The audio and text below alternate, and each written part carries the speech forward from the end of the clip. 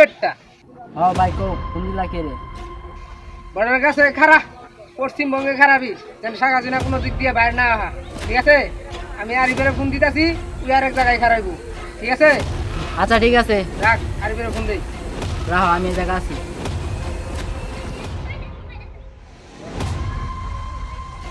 আরিফ, হ্যাঁ কাকা কো ওই তুই বাসায় আছি। এই বেটা, তুই ইমার্জেন্সি বিমানবন্দর যা। শেখ হাসিনা যেন বিমান দিয়ে বাইরে না যাইতে পারে।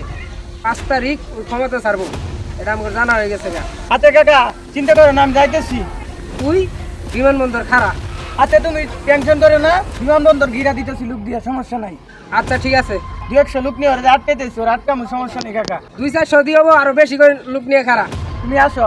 আচ্ছা ঠিক আছে, যেন পালাইতে না পারে কিন্তু। আচ্ছা কাকা। আচ্ছা ঠিক আছে, আমি আইতাছি। আচ্ছা রাখি কাকা। আচ্ছা।